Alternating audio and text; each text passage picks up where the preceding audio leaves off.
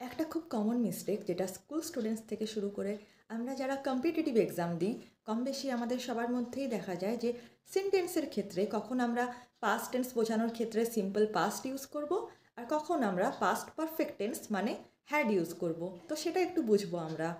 আগে দেখি যে সিম্পল পাস্ট কোথায় ইউজ হচ্ছে। যখন কোনো একটা ঘটনা অতীতকালে ঘটে কমপ্লিট হয়ে গেছে সেটা বোঝানোর জন্য আমরা সিম্পল পাস্ট বলবো।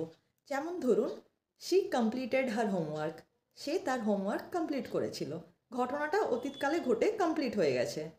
তাহলে এবার বুঝবো যে হ্যাড কোথায় ইউজ হচ্ছে।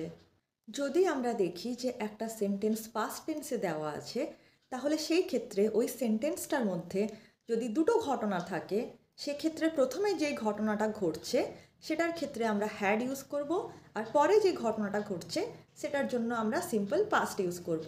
যেমন ধরুন, সে তার হোমওয়ার্ক কমপ্লিট করেছিল তার বোন আসার আগে, মানে তার হোমওয়ার্ক কমপ্লিট করা কাজটা আগে ঘটছে, তার বোন পরে এসছে।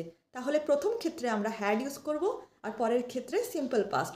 তাহলে সেন্টেন্সটা আমরা বলবো, she had completed her homework before her sister কেম।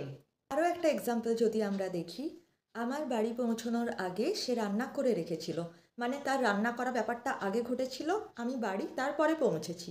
তাহলে এই ক্ষেত্রে আমরা বলবো, before I reached home she had cooked dinner, বা she had cooked dinner before I reached home.